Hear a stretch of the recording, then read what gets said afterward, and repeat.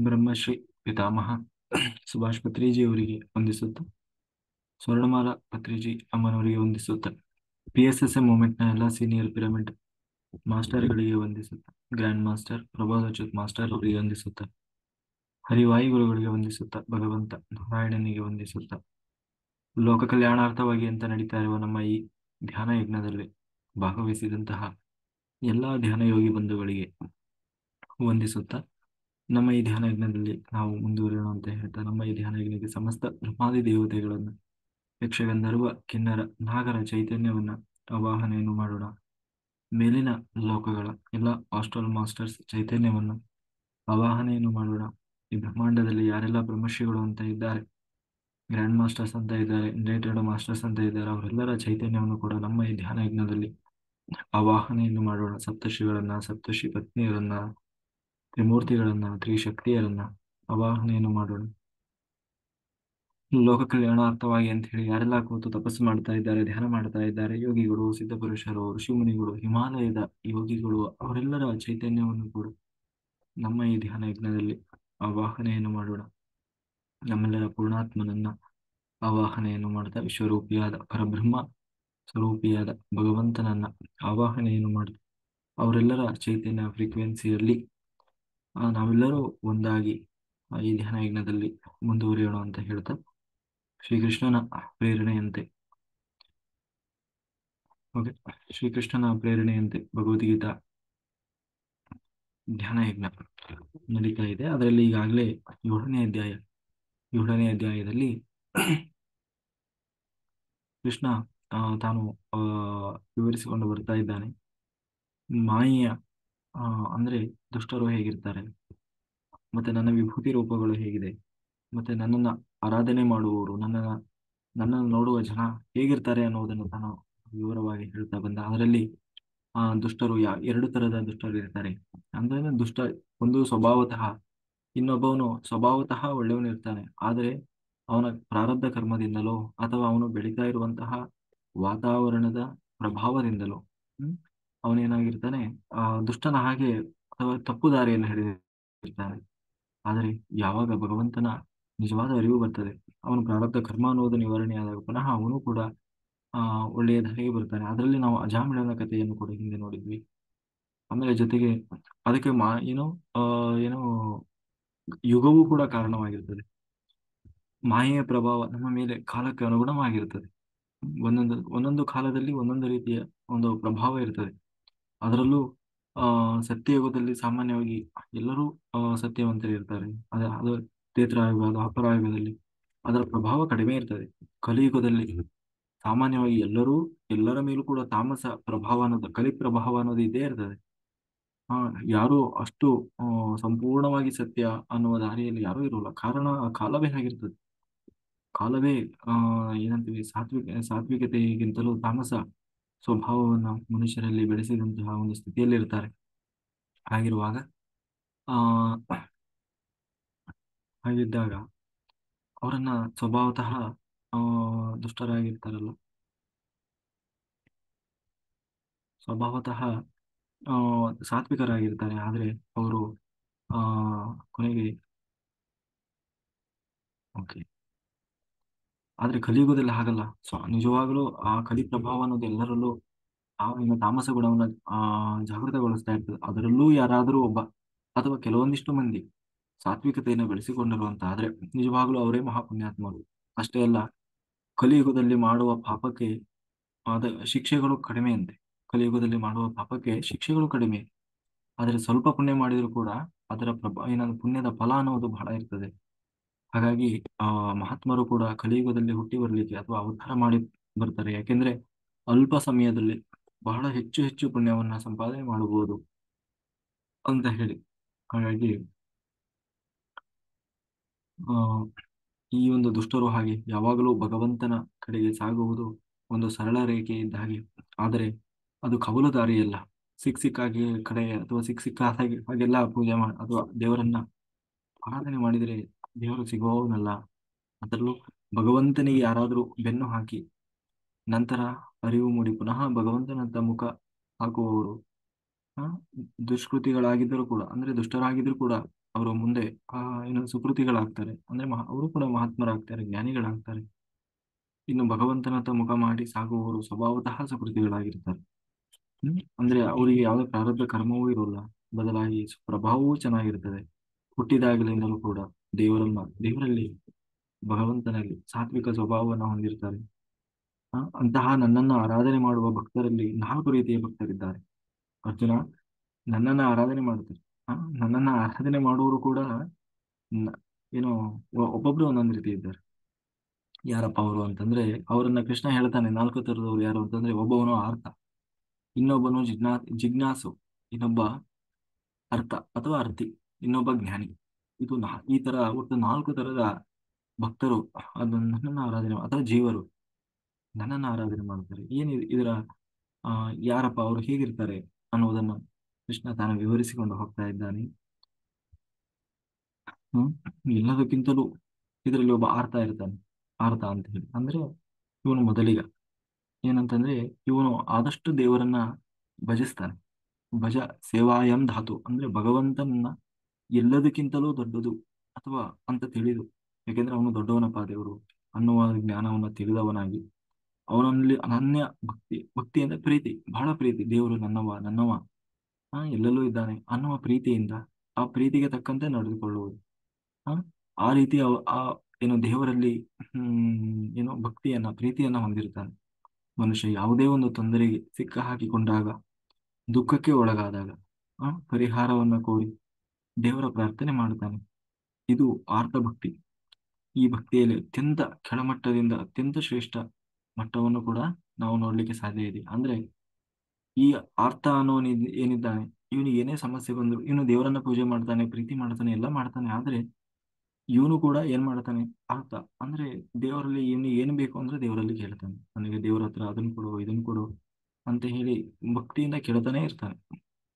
ಆದ್ರೆ ಈ ಆರ್ತರಲ್ಲೂ ಕೂಡ ಬಹಳಷ್ಟು ವಿಧ ಇದೆ ಅಂತೆ. ಅಂದ್ರೆ ಕೆಲವರು ಏನ್ ಮಾಡ್ತಾರೆ, ಆ ಅತ್ಯಂತ ಶ್ರೇಷ್ಠ ಮಟ್ಟದ ಭಕ್ತಿ, ಉತ್ತಮ ದೃಷ್ಟಾಂತ ಅಂತಂದ್ರೆ ಆರ್ತ ಭಕ್ತಿ ಅಂತಂದ್ರೆ ಯಾವಾಗ್ಲೂ ದೇವರಲ್ಲಿ ನಂಬಿಕೆ, ಶ್ರದ್ಧೆ, ಭಕ್ತಿ ಕೇಳ್ತಾ ಏನೋ ಪೂಜೆ ಮಾಡ್ತಾ ಇರ್ತಾನೆ, ಆರಾಧನೆ ಮಾಡ್ತಾ ಇರ್ತಾನೆ. ಆದ್ರೆ ಅವನಿಗೆ ಯಾವತ್ತೋ ಒಂದು ಕಷ್ಟ ಬಂದಿರ್ತದೆ, ಅವಾಗ ದೇವರನ್ನ ನೆನೀತಾನೆ. ಸಾಮಾನ್ಯವಾಗಿ ಆರ್ತರು ನೆನೀತಾರೆ. ಆದ್ರೆ ಇನ್ನೂ ಕೆಲವರು ಇರ್ತಾರೆ, ಇವನು ಅಡ್ಡಿ ಇಲ್ಲ, ಶ್ರೇಷ್ಠ ಇವನು. ಆದ್ರೆ ಇನ್ನೊಬ್ರು ಇರ್ತಾರೆ, ಏನು ಅಂತಂದ್ರೆ ಸುಖ ಬಂದಾಗ ದೇವರನ್ನ ಮರೆತು ಬಿಡ್ತಾರೆ. ಬಂದಿದ್ದು ಕೂಡ ದೇವರು ಕೊಟ್ಟ ಅನ್ನುವ ಕೃತಜ್ಞತೆಯನ್ನು ಕೂಡ ಮರೆತು ಬಿಡ್ತಾರೆ. ನನ್ನಿಂದ ಬಂತು, ನನ್ನ ಶ್ರಮದಿಂದ ಬಂತು, ನಾನೇ ದುಡಿದಿದ್ದು, ನಾನೇ ತಂದಿದ್ದು ಅನ್ನುವ ಭ್ರಮೆಯಲ್ಲಿ, ಮಾಯೆಯಲ್ಲಿ ಸಿಕ್ಕಿ ಹಾಕಿಕೊಳ್ತಾರೆ. ಯಾವಾಗ ಸರ್ವಸ್ವವನ್ನು ಕಳ್ಕೊಳ್ತಾನೆ ಆಗ ದೇವರ ನೆನಪು ಬರುತ್ತದೆ. ಸಂಕಟ ಬಂದಾಗ ವೆಂಕಟರಮಣ ಇವರು ಇರ್ತಾರೆ. ಇನ್ನು ಕೆಲವರು ಇರ್ತಾರೆ, ಏನು ಅಂತಂದ್ರೆ ಏನಾದ್ರೂ ಸಿಗ್ತದ ಅಂದ್ರೆ ಮಾತ್ರ ದೇವ್ರ ಪೂಜೆ ಮಾಡಿ. ಎಲ್ಲಾದ್ರೂ ಒಂದು ದೇವಸ್ಥಾನ ಅಲ್ಲಿಗೆ ಹೋದ್ರೆ ಏನೋ ಬಹಳ ಒಳ್ಳೇದಾಗ್ತದಂತೆ ಅಂದ್ರೆ ಅಲ್ಲಿ ಹೋಗ್ತಾನೆ. ಅಥವಾ ಎಲ್ಲ ನೋಡಿದ, ಯೂಟ್ಯೂಬ್ ಅಲ್ಲಿ ನೋಡಿದ, ಎಲ್ಲ ನೋಡಿದ, ಅಲ್ಲಿ ಆ ದೇವಸ್ಥಾನಕ್ಕೆ ಹೋದ್ರೆ ಅದು ಪಕ್ಕ ಸಿಗುತ್ತಂತೆ, ಆಗುತ್ತಂತೆ, ಒಂದೇ ವಾರದಲ್ಲಿ ಸೀದಾ ಹೋದ. ಯಾಕೆ, ನಿಜವಾಗ್ಲೂ ಆ ದೇವರ ಮೇಲಿನ ಪ್ರೀತಿಯಿಂದ ಹೋದ್ನ? ಅಲ್ಲ, ಆಸೆಯಿಂದ ಹೋದ. ಅಲ್ಲಿ ಹೋದ್ರೆ ಏನೋ ಸಿಗುತ್ತೆ ಅಂತ. ಹಾಗೆ ಈ ತರದ ಭಕ್ತರಿದ್ದಾರೆ, ಅರ್ಥ ಭಕ್ತರು. ಹಾಗೆ ಆದ್ರೆ ಅದರಲ್ಲೂ ಶ್ರೇಷ್ಠರಾದ ಭಕ್ತರಿದ್ದಾರೆ. ಏನು ಅಂತಂದ್ರೆ ಅವರಿಗೂ ಕಷ್ಟ ಬರ್ತದೆ. ಕಷ್ಟ ಬಂದಾಗ ಭಗವಂತನನ್ನು ಪರಿಹಾರ ಮಾಡು ಅಂತ ಹೇಳಿ ಏನೋ ಪ್ರಾರ್ಥನೆ ಮಾಡ್ತಾರೆ. ಅದರಲ್ಲಿ ದ್ರೌಪದಿ ಕೊನೆಗೆ ತನ್ನನ್ನು ಯಾರೂ ರಕ್ಷಣೆ ಮಾಡುವರಿಲ್ಲ ಅಂದಾಗ ಕೃಷ್ಣನನ್ನ ಕರೆದ್ಲು. ಕೃಷ್ಣ ಬಂದು ರಕ್ಷಣೆ ಮಾಡಿದ. ಆಕೆ ಬರೀ ಕೃಷ್ಣನನ್ನ ಆ ಸಮಯದಲ್ಲಿ ಮಾತ್ರ ಕರೆದಿದ್ದಲ್ಲ, ಯಾವಾಗಲೂ ಕೂಡ ತಾನು ಭಜಿಸ್ತಾ ಇದ್ಲು. ಕಷ್ಟ ಬಂದಾಗ ಭಜಿಸ್ತಾ ಇದ್ಲು, ಜೊತೆಗೆ ಕಷ್ಟ ಅಂತ ಬಂದಾಗ ದೇವರನ್ನೇ ಸ್ಮರಣೆ ಮಾಡಿದ್ಲು. ಅದರಲ್ಲಿ ಮೊಸಳೆ ಇವನು ಯಾರು, ಗಜೇಂದ್ರ ಮೋಕ್ಷದ ಕತೆ ನಾವು ಭಾಗವತದಲ್ಲಿ ಹಿಂದೆ ಹೇಳಿದ್ವಲ್ಲ. ಹಾಗೆ ಅವನು ಕೂಡ ಭಗವಂತನ ಭಗವಂತನ ನೆನಪು ಬಂತು. ತನಗೆ ಕಷ್ಟ ಬಂತು, ಆಗ ಕೂಡಲೇ ಭಗವಂತನ ನೆನಪು ಬಂತು, ದೇವರನ್ನ ಅನನ್ಯವಾಗಿ ಸ್ಮರಣೆ ಮಾಡಿದ. ಭಗವಂತ ಅವನನ್ನ ಮೋಕ್ಷಕ್ಕೆ ಕರೆದುಕೊಂಡು ಹೋದ. ಗಜೇಂದ್ರನನ್ನ ಆ ಮೊಸಳೆಯಿಂದ ಪಾರು ಮಾಡಿ. ಹೀಗೆ ಆರ್ತ ಭಕ್ತಿಯಲ್ಲಿ ಒಂದು ಸಮಸ್ಯೆ ಇದೆ ಏನಂತಂದ್ರೆ, ಸಾಮಾನ್ಯವಾಗಿ ಸುಖ ಬಂದಾಗ ದೇವರನ್ನ ಮರೆತು ಬಿಡ್ತಾರೆ. ನಮ್ಮೆಲ್ಲ ಐಶ್ವರ್ಯ ಸಂಪತ್ತು ಎಲ್ಲವೂ ನಾ ಹೇಳಿದಾಗ ನಾವೇ ದುಡಿದಿದ್ದು ಅನ್ನುವ ಒಂದು ಭ್ರಮೆಯಲ್ಲಿ, ಮಾಯೆಯಲ್ಲಿ ಸಿಕ್ಕಿ ಹಾಕಿಕೊಂಡವರಾಗಿ ದೇವರನ್ನ ಸುಖ ಇಲ್ಲಿವರೆಗೂ ಆ ಏನು ದೇವರನ್ನ ಮರೀತಾರೆ. ಅಷ್ಟೇ ಅಲ್ಲ, ಕಷ್ಟ ಬಂದಾಗ ದೇವರನ್ನೇ ಬೈತಾರೆ. ಏನಂತ, ಆ ಬರೀ ದೇವರು ನನಗೆ ಕಷ್ಟ ಕೊಡ್ತಾನೆ, ಆಮೇಲೆ ದೇವರಿಗೆ ನಾನು ಕಂಡ್ರೆ ಆಗೋಲ್ಲ, ಈ ತರ ಒಟ್ಟಿನಲ್ಲಿ ದೇವರನ್ನು ನಿಂದನೆ ಮಾಡ್ಲಿಕ್ಕೆ ಶುರು ಮಾಡ್ತಾನೆ. ಕಷ್ಟ ಬಂದ್ರೂ ಕೂಡ ಆ ಕಷ್ಟ ಬಂದಾಗ ಕಷ್ಟದ ಬಗ್ಗೆನೇ ದೇವರಲ್ಲಿ ಪ್ರಶ್ನೆ ಮಾಡ್ತಾನೆ ಹೊರತು ಇಷ್ಟು ದಿನ ದೇವರು ಸುಖ ಕೊಟ್ಟಿದ್ದಾನಲ್ಲ, ಅದರ ಬಗ್ಗೆ ಯೋಚನೆ ಮಾಡಲ್ಲ. ಅದ್ರ ಬಗ್ಗೆ ಸ್ವಲ್ಪವೂ ದೇವರಿಗೆ ಕೃತಜ್ಞತೆಯನ್ನು ಹೇಳೋಲ್ಲ. ಇಷ್ಟು ದಿನವಾದರೂ ದೇವರು ಸುಖ ಕೊಟ್ಟನಲ್ವಾ, ಇಷ್ಟು ಸಂಪತ್ತು ಕೊಟ್ಟಿದ್ನಲ್ವಾ, ಐಶ್ವರ್ಯ ಕೊಟ್ಟಿದ್ನಲ್ವಾ ಅನ್ನುವ ಒಂದೇ ಒಂದು ಕೃತಜ್ಞತೆಯ ಭಾವ ಬರೋಲ್ಲ. ಬದಲಾಗಿ ದೇವರನ್ನು ನಿಂದಿಸ್ತಾ ಇರ್ತಾನೆ. ನನಗೆ ಯಾಕೆ ಹೀಗೆ ಮಾಡಿದ್ರು ಅಂತ ಹೇಳಿ. ಅದಕ್ಕೆ ಸರಿಯಾಗಿ ಏನಾಗ್ತದೆ ಅಂತಂದ್ರೆ, ಎಲ್ಲೋ ಕಷ್ಟ ಬಂತು, ಎಲ್ಲೋ ಜ್ಯೋತಿಷಿಗಳು ಹೋದ. ಅವರು ಕೂಡ ಏನೋ ಒಂದು ಪರಿಹಾರ ಹೇಳ್ತಾರೆ. ಏನೋ ನೋಡು, ನೀವು ನವಗ್ರಹ ಪೂಜೆ ಮಾಡಿಸಿ, ನಾಗರಾಧನೆ ಮಾಡಿಸಿ, ಗಣಪತಿ ಪೂಜೆ ಮಾಡಿಸಿ, ದೇವಿ ಆರಾಧನೆ ಮಾಡಿಸಿ, ಮತ್ತೊಂದು ಏನೇನೋ ನವಗ್ರಹ ಪೂಜೆ ಮಾಡಿಸಿ, ಹೋಮ ಮಾಡಿಸಿ, ಆ ದೋಷ ಬಂದಿದೆ, ಈ ದೋಷ ಬಂದಿದೆ, ಮಂಗಳ ದೋಷ, ಕುಜ ದೋಷ, ಏನೋ ಒಂದು ಹೇಳ್ತಾರೆ. ಅದೇ ನಿಜವಾದ ಮಾರ್ಗವನ್ನು ಯಾರು ಹೇಳೋಲ್ಲ. ಸುಮ್ಮನೆ ಆಗಿ ಹೋಗೋದನ್ನು ಹೇಳ್ತಾನೆ ಇರ್ತಾರೆ. ಇದರಿಂದ ಭಗವಂತನನ್ನ ಪ್ರೀತಿಸುವ ಬದಲು ಭಯದಿಂದ ದೇವರಿಂದ ನನಗೆ ಯಾವ ತೊಂದರೆ ಆಗದೇ ಇರಲಿ, ಗ್ರಹಗಳು ಇರೋದು ತೊಂದರೆ ಕೊಡ್ಲಿಕ್ಕೆ ಅಂದ್ಕೊಂಡಿದ್ದಾರೆ. ಸಕಲ ಗ್ರಹ ಬಲ ನೀನೇ ಸರಸಿಜಾಕ್ಷ ಅಂತ ಹೇಳಿ ದಾಸರು ಪದ್ಯ ಹೇಳ್ತಾರೆ. ಅಂದ್ರೆ ಸಕಲ ಗ್ರಹಗಳಿಗೆ ಒಳಗೆ ಕೂತವನು ಒಬ್ಬನೇ ದೇವರು. ಗ್ರಹಗಳ ಒಳಗೆ ಕೂತು ಎಲ್ಲವನ್ನ ಮಾಡಿಸ್ತಾ ಇದ್ದಾನೆ ಕಾಲನಾಗಿ. ಹ? ಆದ್ರೂ ಯಾಕೆ ಆ ಪೂಜೆ ಮಾಡ್ತಾರೆ ಅಂದ್ರೆ, ಹೆದರ್ಕೊಂಡು ಅಯ್ಯೋ ನನಗೆ ಅಷ್ಟಮ ಶನಿ ಬಂತು, ಅಯ್ಯೋ ನನಗೆ 7.5 ಶನಿ ಬಂತು, ನನಗೆ ಕುಜ ದೋಷ ಇದೆ, ಏನೋ ಗ್ರಹಗಳು ಕಾಡ್ತಾ ಇದ್ದಾವೆ. ಆರ್ತರು ಕಷ್ಟವನ್ನ ನೀಗುವಂತೆ ಭಗವಂತನಲ್ಲಿ ಭಕ್ತಿ ಮಾಡಿದರೆ, ಜಿಜ್ಞಾಸುಗಳು ಇದ್ದಾರೆ, ಅವ್ರು ಏನ್ ಮಾಡ್ತಾರೆ ಅಂತಂದ್ರೆ ಜ್ಞಾನಕ್ಕಾಗಿ ಭಗವಂತನಲ್ಲಿ ಭಕ್ತಿ ಮಾಡ್ತಾರೆ. ದೇವರೇ ನನಗೆ ಜ್ಞಾನ ಕೊಡು. ಆ, ಅದೇ ರೀತಿ ಅರ್ಥಾರ್ಥಿಗಳು ಐಹಿಕ ಸಂಪತ್ತಿಗಾಗಿ, ಐಶ್ವರ್ಯಕ್ಕಾಗಿ, ಏನನ್ನೋ ಪಡೆಯುವುದಕ್ಕಾಗಿ ಭಗವಂತನನ್ನ ಪೂಜೆ ಮಾಡ್ತಾರೆ. ಅದರಲ್ಲಿ ಈ 3 ಭಕ್ತರಿಗಿಂತ ನಾಲ್ಕನೇ ವಿಧದ ಭಕ್ತ ಅವನು ಜ್ಞಾನಿ.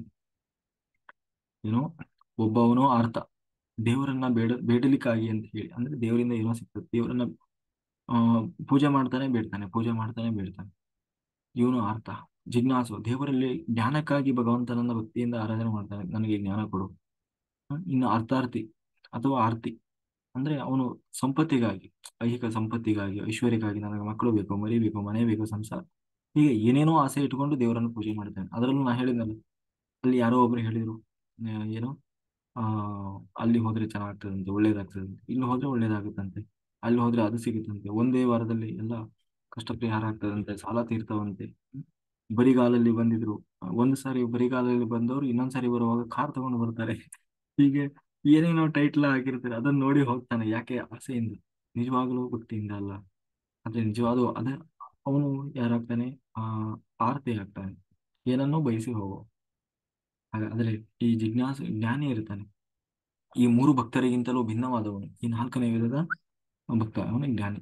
ಆತ ಏನೋ ಬೇಕು ಅಥವಾ ಬೇಡ ಎಂದು ಭಗವಂತನನ್ನ ಪೂಜಿಸುವುದಿಲ್ಲ. ಬದಲಿಗೆ ಭಗವಂತನ ಮಹಿಮೆಯನ್ನ ಸಂಪೂರ್ಣ ತಿಳಿದು ಆತ ಸಹಜವಾಗಿಯೇ ಭಗವಂತನನ್ನ ಅನನ್ಯವಾಗಿ ಪ್ರೀತಿ ಮಾಡ್ತಾನೆ. ಆತನಲ್ಲಿ ಏಕಭಕ್ತಿ ಇರ್ತದೆ, ನಿರಂತರ ಭಕ್ತಿ ಇರ್ತದೆ. ಯಾವುದೇ ಐಹಿಕ ಫಲ ಅಪೇಕ್ಷೆ ಇಲ್ಲದೆ ಆ ಭಗವಂತನನ್ನ ಭಜಿಸ್ತಾ ಇರ್ತಾನೆ. ಕಷ್ಟದಲ್ಲೂ ದುಃಖದಲ್ಲೂ, ಸುಖದ ಸಂಪತ್ತು ಎಲ್ಲದರಲ್ಲೂ ದೇವರನ್ನ ಮಾತ್ರ ಬಿಡೋಲ್ಲ. ಜೊತೆಗೆ ಏಕಭಕ್ತಿ ಅಂದ್ರೆ ಏಕಭಕ್ತಿಯಿಂದ ಪೂಜೆ ಮಾಡ್ತಾನೆ. ಏಕಭಕ್ತಿ ಅಂತಂದ್ರೆ ಇಲ್ಲಿ ಏನ್ ಹೇಳ್ತಾ ಇದ್ದಾರೆ ಅಂದ್ರೆ, ಆ ಏಕಾಭಕ್ತಿ ಅಂತಂದ್ರೆ ದೇವರನ್ನೇ ಪೂಜೆ ಮಾಡೋದು. ಅಂದ್ರೆ ಭಗವಂತ ನಾರಾಯಣನನ್ನೇ ಪೂಜೆ ಮಾಡ್ತಾನೆ, ಕೃಷ್ಣನನ್ನೇ ಪೂಜೆ ಮಾಡ್ತಾನೆ. ಯಾಕೆ ಬೇರೆಯವ್ರನ್ನ ಪೂಜೆ ಮಾಡಬಾರ್ದು ಅಂತಂದ್ರೆ, ಏಕಭಕ್ತಿ ಅಂತಂದ್ರೆ ಬೇರೆಯವ್ರನ್ನ ಪೂಜೆ ಮಾಡಬಾರದು ಅಂತಲ್ಲ. ಏಕಭಕ್ತಿ ಅಂದ್ರೆ ಬೇರೆಯವರನ್ನ ಪೂಜೆ ಮಾಡಬಾರದು ಅಂತಲ್ಲ. ಈ ನಾವು ಹಿಂದೆ ಭಗವಂತನ ವಿಭೂತಿ ರೂಪವನ್ನ ನೋಡಿದ ಹಾಗೆ, ಈ ಏಕಭಕ್ತಿ ಮಾಡುವವನು ಅಥವಾ ಜ್ಞಾನಿ ದೇವರನ್ನ ಹೇಗೆ ಪೂಜೆ ಮಾಡ್ತಾನೆ ಅಂತಂದ್ರೆ ಏಕಭಕ್ತಿಯಿಂದ. ಏಕಭಕ್ತಿ ಅಂತಂದ್ರೆ ಕೇವಲ ದೇವರನ್ನ ಮಾತ್ರ ಆರಾಧನೆ ಮಾಡೋದು, ಎಲ್ಲರನ್ನೂ ಆರಾಧನೆ ಮಾಡ್ತಾನೆ. ಗುರು ಹಿರಿಯರನ್ನ, ತತ್ವಾಭಿಮಾನಿ ದೇವತೆಗಳನ್ನ, ಒಟ್ಟಿನಲ್ಲಿ ಬ್ರಹ್ಮಾದಿ ದೇವತೆಗಳು ಅಂತ ನಾವೇನು ಹೇಳ್ತೇವೆ. ಲಕ್ಷ್ಮಿಯಿಂದ ಹಿಡಿದು ದೇವರ ನಂತರ ಬರುವಂತಹ ಲಕ್ಷ್ಮಿಯಿಂದ ಹಿಡಿದು ಎಲ್ಲ ರುದ್ರ, ಗರುಡ, ಶೇಷ, ರುದ್ರ, ದೇವಿ, ದೇವಾನು ದೇವತೆಗಳು, ಗಣಪತಿ, ಆ ಗ್ರಹಗಳು, ಎಲ್ಲರನ್ನೂ ಆರಾಧನೆ ಮಾಡ್ತಾನೆ. ಆದರೆ ಪ್ರತಿ ಬಾರಿಯೂ ಆರಾಧನೆ ಮಾಡುವಾಗ ಅವನು ಏಕಭಕ್ತಿಯಿಂದ ಆರಾಧನೆ ಮಾಡ್ತಾನೆ. ಏಕಭಕ್ತಿ ಅಂದ್ರೆ ಸಮಸ್ತ ದೇವತೆಗಳಲ್ಲಿ ಕೂರುತ್ತವನು ಭಗವಂತ, ಆ ದೇವರನ್ನೇ ನಾನು ಕುರಿತು ಪೂಜೆ ಮಾಡ್ತಾ ಇದ್ದೇನೆ ಅನ್ನುವ ಜ್ಞಾನವನ್ನು ಇಟ್ಟುಕೊಂಡು ಅವನು ಪೂಜೆ ಮಾಡ್ತಾನೆ. ಗಣಪತಿ ಪೂಜೆ ಮಾಡಿದ, ಗಣಪತಿಯನ್ನ ಮಾಡ್ತಾ ಇರುವಾಗ ಏನೋ ಅವನು ಜ್ಞಾನಿ ತಿಳ್ಕೊಂಡಿರ್ತಾನೆ. ಏನು ಅಂದ್ರೆ, ನಾನು ಪೂಜೆ ಮಾಡ್ತಾ ಇರೋದು ಗಣಪತಿಯನ್ನಲ್ಲ, ಗಣಪತಿಯ ಒಳಗೆ ವಿಶ್ವಂಭರನಾಗಿ ಭಗವಂತ ಕೂತಿದ್ದಾನೆ, ಆ ಭಗವಂತನ ಪೂಜೆ ಮಾಡ್ತಾ ಇದ್ದೇನೆ ಅಂತ ಹೇಳಿ ತಾನು ದೇವರನಿಗೆ ಪೂಜೆ ಮಾಡಿ ಆ ಆ ಗಣಪತಿ ಅಂತರ್ಗತನಾದಂತಹ ವಿಶ್ವಂಬರನಿಗೆ ಸರ್ವ ಸಮರ್ಪಣೆಯನ್ನು ಮಾಡ್ತಾನೆ. ಹಾಗೆ ಆ ಇದು ಏಕ ಏಕ ಉಪಾಸನೆ. ಅದು ಬಿಟ್ಟು ನಾನು ಕೃಷ್ಣನನ್ನೇ ಪೂಜೆ ಮಾಡ್ತಾನೆ, ಬೇರೆ ದೇವರೆಲ್ಲ ದೇವರಲ್ಲ, ಅಥವಾ ಅವರನ್ನು ಪೂಜೆ ಮಾಡಿದ್ರೆ ಏನ್ ಸಿಗ್ತದೆ ಅಂತ ಹೇಳಿ ಯಾರನ್ನೂ ದ್ವೇಷ ಮಾಡಲ್ಲ ಅಥವಾ ತಿರಸ್ಕಾರ ಮಾಡಲ್ಲ, ಅಥವಾ ಅವರಿಗೆ ಅವಮಾನ ಮಾಡುವ ಕೆಲಸ ಮಾಡಲ್ಲ. ಯಾಕೆಂದ್ರೆ ಸಮಸ್ತ ದೇವತೆಗಳ ಸಹಿತನಾದ ಭಗವಂತನ ಉಪಾಸನೆಯೇ ಏಕಭಕ್ತಿ. ಭಗವಂತ ಏಕಾಏಕಿ ಅಲ್ಲ, ಆತ ಅನಂತ ಪ್ರಜಾಪತಿ. ಆದ್ದರಿಂದ ಭಗವಂತನ ಪ್ರಧಾನವಾಗಿ ಇಟ್ಟುಕೊಂಡು ಇತರ ದೇವತೆಗಳನ್ನು ಕೂಡ ಭಗವಂತನ ಪರಿವಾರವಾಗಿ ತಿಳಿದು ನಿಷ್ಠೆಯಿಂದ ಪೂಜೆ ಮಾಡಬೇಕು. ಅಂದ್ರೆ ಆರಾಧನೆ ಮಾಡಬೇಕು, ಭಕ್ತಿ ಮಾಡಬೇಕು. ಇದು ದೇವರನ್ನ ಸೇರುವ, ನಮಗೆ ಮಾರ್ಗದರ್ಶನ ಮಾಡುವಂತಹ ದೇವತೆಗಳು. ಅಂದ್ರೆ ನಾವು ಹಾಸ್ಟೆಲ್ ಮಾಸ್ಟರ್ಸ್ ಅಂತ ಕರಿತೀವಿ. ಮೇಲಿನ ಲೋಕಗಳೆಲ್ಲ ಹಾಸ್ಟೆಲ್ ಮಾಸ್ಟರ್. ಈ ಹಾಸ್ಟೆಲ್ ಮಾಸ್ಟರ್ಸ್ ಅಂದ್ರೆ ಯಾರು ಅಂದ್ರೆ ದೇವತೆಗಳು ಎಲ್ಲ. ಅದರಲ್ಲಿ ಗ್ರಹಗಳು ಬಂದ್ರು, ತತ್ವಾಭಿಮಾನಿ ದೇವತೆ, ಎಲ್ಲಾ ರೀತಿಯ ಗಣಗಳು, ಒಟ್ಟಿನಲ್ಲಿ ದೇವತೆಗಳು ಅಂತ ಏನಿದ್ದಾರೆ, ದೇವತಾಗಣ, ಯಕ್ಷ, ಗಂಧರ್ವ, ಕಿನ್ನರರು ಎಲ್ಲರೂ ಈ ಹಾಸ್ಟೆಲ್ ಮಾಸ್ಟರ್ಸ್ ಅನ್ನೋ ಕಾನ್ಸೆಪ್ಟ್ ಅಲ್ಲಿ ಬರ್ತಾರೆ. ಆಯ್ತು. ಆದ್ರೆ ಹೀಗೆ ಅವರೆಲ್ಲರೂ ನಮಗೆ, ಈ ಹಾಸ್ಟೆಲ್ ಮಾಸ್ಟರ್ಸ್ ಇದಾರಲ್ಲ, ಹಾ ಅವರು ನಮಗೆ ಏನು ಅಂತಂದ್ರೆ ದೇವರನ್ನ ಸೇರ್ಲಿಕ್ಕೆ ಅವರು ನಮಗೆ ಗುರುಗಳು, ಸಹಾಯ ಮಾಡ್ತಾರೆ, ಹೆಲ್ಪ್ ಮಾಡ್ತಾರೆ. ಅವರನ್ನ ನಾವು ಯಾವತ್ತೂ ತಿರಸ್ಕಾರ ಮಾಡಬಾರದು. ಅವರ ಸಹಾಯದಿಂದ ಅವರಲ್ಲಿಯೂ ಕೂಡ ನಾವು ಶ್ರದ್ಧೆಯನ್ನು ತೋರಿಸ್ತಾ ಅವರೊಳಗೆ ಕೂತು ಅವರೊಳಗಿರುವಂತಹ ದೇವರನ್ನ ಹೊಂದುವ ಸಲುವಾಗಿ ಅವರನ್ನ ಆ ಏನಂತೀವಿ, ಪೂಜೆ ಮಾಡ್ತಾರೆ. ಪೂಜೆ ಅಂತಂದ್ರೆ ಭಕ್ತಿ. ಅವರಲ್ಲಿ ಶ್ರದ್ಧೆ ಇದ್ದವರಾಗಿ, ತಿರಸ್ಕಾರ ಮನೋಭಾವ ಇಲ್ಲದೆ ಆ ದೇವರನ್ನೇ ಪೂಜೆ ಮಾಡಬೇಕು. ಒಂದು ವೇಳೆ ನಾವು ಭಗವಂತನನ್ನ ಮರೆತು ಕೇವಲ ಒಂದೇ ಒಂದು ದೇವತೆಯನ್ನು ಪೂಜಿಸಿದರೆ ಆ ದೇವತೆ ನಮ್ಮ ಪೂಜೆಯನ್ನ ಸ್ವೀಕಾರ ಮಾಡದೇ ಇರಬಹುದು. ಆಯ್ತಾ. ಆದ್ರೆ ಪರಿಪೂರ್ಣವಾಗಬೇಕು ಅಂತ ಆದ್ರೆ ಒಂದು ಭಕ್ತಿ, ಅದು ಏಕ ಭಕ್ತಿಯಲ್ಲಿ ಭಗವಂತನನ್ನ ಪೂಜೆ ಮಾಡಬೇಕು. ಅದು ಬಿಟ್ಟು ನನಗೆ ಆ ದೇವರಾಗಲ್ಲ, ಈ ದೇವರಾಗಲ್ಲ, ನಾನು ವೈಷ್ಣವ, ನಾನು ಶೈವ, ನಾನು ಮತ್ತೊಂದು ಮಗದೊಂದು ಅಂತ ಹೇಳಿ ಯಾರನ್ನೋ ದ್ವೇಷ ಮಾಡಬಾರದು. ಅಥವಾ ಯಾರನ್ನೋ ಪ್ರತ್ಯೇಕ ಅಂತ ನೋಡಬಾರದು. ಎಲ್ಲರೊಳಗೆ ಭಗವಂತ ಇದ್ದಾನೆ ಅನ್ನುವ ಏಕನಿಷ್ಠೆಯಿಂದ ಎಲ್ಲೆಲ್ಲೂ ದೇವರನ್ನ ಕಾಣಬೇಕು. ಹ್ಮ್ ಹಂಗೆ ಹೇಳ್ತಾ ಹೀಗೆ, ಯಾಕೆಂದ್ರೆ ಅವರೆಲ್ಲರೂ ಗುರುಗಳು. ಈಗ ನಾನು ಹೇಳ್ತಾ ಇರ್ತೀವಲ್ಲ, ಹರಿವಾಯು ಗುರುಗಳು ಅಂದ್ರೆ ಏನು? ಹರಿವಾಯು ಗುರುಗಳು, ಹರಿ ಅಂದ್ರೆ ಅದು ಭಗವಂತ, ವಾಯು ಅಂದ್ರೆ ಅದೇ ನಾವು ಜೀವೋತ್ತಮ ಅಂತ ಕರೀತೀವಿ, ಹನುಮಂತ.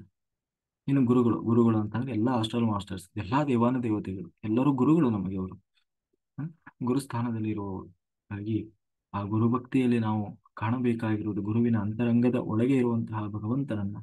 ಜ್ಞಾನಿಯಾದವನು, ಈ ಜ್ಞಾನಿ ಎನ್ನುವ ಭಕ್ತ ಎಲ್ಲದರಲ್ಲೂ ಕೂಡ ಅಂತರ್ಯಾಮಿಯಾದಂತಹ ಭಗವಂತನನ್ನು, ಅಂತರ್ಯಾಮಿ ನಾರಾಯಣ, ನಮ್ಮೊಳಗೂ ಕೂಡ ಅಂತರ್ಯಾಮಿ ನಾರಾಯಣ ಇದ್ದಾನೆ. ಕಾಣುತ್ತಾ ಫಲಾಪೇಕ್ಷೆ ಇಲ್ಲದೆ ಏಕ ಭಕ್ತಿ ಮತ್ತು ನಿರಂತರ ಭಕ್ತಿಯನ್ನ ರೂಢಿಸಿಕೊಂಡಿರ್ತಾನೆ. ಅವನು ಸರ್ವಶ್ರೇಷ್ಠನಾದಂತಹ ಭಕ್ತನಾಗಿರ್ತಾನೆ ಅಂತ ಹೇಳ್ತಾ, ಮೇಲೆ ಈ ರೀತಿ ಒಟ್ಟು 4 ರೀತಿಯ ಭಕ್ತರಲ್ಲಿ ಜ್ಞಾನಿ ಎಲ್ಲರಿಗಿಂತ ಶ್ರೇಷ್ಠ. ಆದ ಜ್ಞಾನಪೂರ್ವಕವಾಗಿ ಯಾವುದೇ ಫಲದ ಅಪೇಕ್ಷೆ ಇಲ್ಲದೆ ಭಗವಂತನನ್ನ ತಿಳಿದು ಸಹಜವಾಗಿ ಪ್ರೀತಿಸ್ತಾ ಇರ್ತಾನೆ.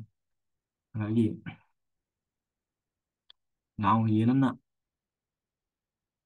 ಏನನ್ನು ಮಾಡ್ತೇವೋ ಅದನ್ನೇ ಪಡಿತೇವೆ. ಭಗವಂತನನ್ನು ಹೇಗೆ ಕಾಣ್ತೇವೋ ಹಾಗೇ ಭಗವಂತ ನಮ್ಮನ್ನ ಕಾಣ್ತಾನೆ.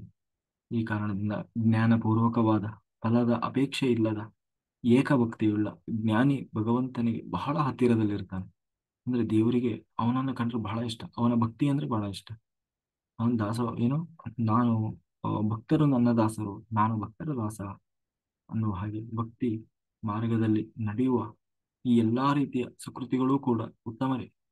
ಆದರೆ ಜ್ಞಾನಿ ಮಾತ್ರ ನನಗೆ ತುಂಬಾ ಹತ್ತಿರವಾಗಿರ್ತಾರೆ ಮತ್ತು ಆತ್ಮೀಯ. ಏಕೆಂದ್ರೆ ನಮಗೆ ತಿಳಿದಂತೆ ಜ್ಞಾನವಿಲ್ಲದ ಭಕ್ತಿ ಪೂರ್ಣ ಭಕ್ತಿ ಆಗೋಗ್ಲಿಕ್ಕೆ ಸಾಧ್ಯ ಇಲ್ಲ. ಅಂದ್ರೆ ಪಾಪ ಒಬ್ಬನಿಗೆ ದೇವರು ಗೊತ್ತಿಲ್ಲ, ದಿನರು ಗೊತ್ತಿಲ್ಲ, ದೇವತೆಗಳು ಅಂದ್ರೆ ಗೊತ್ತಿಲ್ಲ, ಆತ್ಮ ಬ್ರಹ್ಮ ಏನೂ ಗೊತ್ತಿಲ್ಲ, ದೇವರ ಮಹಿಮೆ ಏನೂ ಗೊತ್ತಿಲ್ಲ. ಆದ್ರೆ ಪಾಪ ಬಹಳ ಭಕ್ತಿ ಮಾಡ್ತಾನೆ. ಅದು ಭಕ್ತಿ ಅಲ್ಲ ಅಂತಲ್ಲ, ಅಥವಾ ದೇವರಿಗೆ ಅದು ಇಷ್ಟ ಆಗೋಲ್ಲ ಅಂತಲ್ಲ, ದೇವರ ಅನುಗ್ರಹವನ್ನು ಪಡೆಯೋಲ್ಲ ಅಂತಲ್ಲ. ಆದರೆ ಅದು ನಿಜವಾದ ಪರಿಪೂರ್ಣವಾದ ಭಕ್ತಿ ಆಗೋಲ್ಲ. ಕಾರಣ ಏನು ಅಂತಂದ್ರೆ ಅವನಿಗೆ ಅದರ ಮಹತ್ವ ಅಷ್ಟು ಗೊತ್ತಿಲ್ಲ. ಕಾರಣ ಏನು ಅಂತಂದ್ರೆ ಅವನಿಗೆ ಇನ್ನೂ ಅದರ ಒಂದು ಮಹತ್ವ ಅನ್ನೋದು ಅಷ್ಟು ತಿಳಿದಿಲ್ಲ ಅವನಿಗೆ.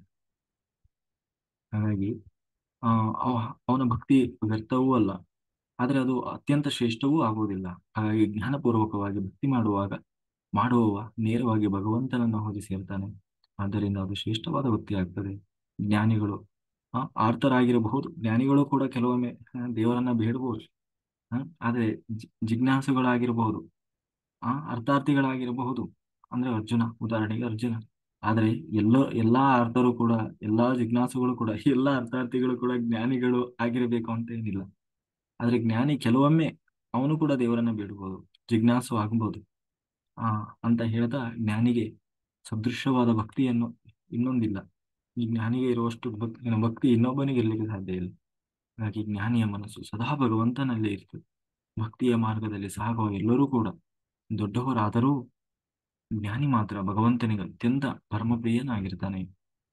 ಹಾಗಾಗಿ ಜೀವನದಲ್ಲಿ ಜ್ಞಾನಿ ಎನಿಸಿಕೊಳ್ಳುವುದು ಸುಲಭದ ಕೆಲಸವಲ್ಲ. ಕೃಷ್ಣ ಹೇಳ್ತಾ ಇದ್ದಾನೆ, ಬಹೂನಾಂ ಜನ್ಮನಾಮಂತೆ ಜ್ಞಾನವಾನ್ ಮಾಂ ಪ್ರಪದ್ಯತೆ. ಅಂದ್ರೆ ಅನೇಕ ಜನ್ಮ ಜನ್ಮಾಂತರದ ಸಾಧನೆ ಇರಬೇಕಪ್ಪ. ಆ ಜಿಜ್ಞಾಸೆಯಿಂದ, ಅಧ್ಯಯನದಿಂದ ಜ್ಞಾನ ಬರ್ತದೆ. ಸುಮ್ಮನೆ ಏನೋ 4 ಪುಸ್ತಕ ಓದಿಬಿಟ್ಟೆ ನಾನು, ನಾನು ಯಾವುದೋ ಒಂದು ಜನ್ಮದಲ್ಲಿ ತಿಳ್ಕೊಂಡ್ಬಿಟ್ಟೆ ಅಂದ್ರೆ ಅದು ಅಷ್ಟು ಸುಲಭ ತಿಳ್ಕೊಳ್ಳೋದಲ್ಲ. ಜನ್ಮಾಂತರದಿಂದ, ಸಂಸ್ಕಾರದಿಂದ ಬಂದಿರ್ತದೆ ಅದು.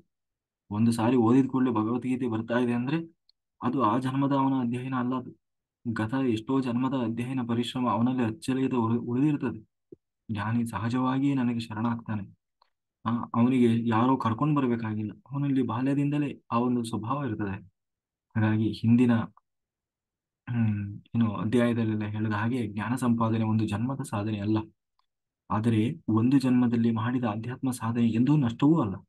ಹುಟ್ಟುವಾಗಲೇ ನಾವು ನಮ್ಮ ಹಿಂದಿನ ಜನ್ಮದ ಅಧ್ಯಾತ್ಮ ಸಾಧನೆಯ ಜ್ಞಾನವನ್ನ ಹೊತ್ತೇ ಬಂದಿರ್ತೀವಿ. ಅಂದ್ರೆ ಅವನು ಹಿಂದಿನ ಜನ್ಮದಲ್ಲಿ ಎಷ್ಟು ಮೆಟ್ಟಿಲು ಆಧ್ಯಾತ್ಮಿಕ ಸಾಧನೆಯಲ್ಲಿ ಹತ್ತಿರ್ತಾನೋ, ಅಲ್ಲಿಂದಲೇ ಅವನ ಮುಂದಿನ ಜನ್ಮದ, ಅಂದ್ರೆ ಈ ಜನ್ಮದಲ್ಲಿ ಅವ ಎಲ್ಲಿವರೆಗೆ ಬಂದಿದ್ದ ಅಲ್ಲಿಂದಲೇ ಅವನ ಆಧ್ಯಾತ್ಮಿಕ ಸಾಧನೆಯ ಆ ಒಂದು ಜರ್ನಿ ಶುರುವಾಗ್ತದೆ.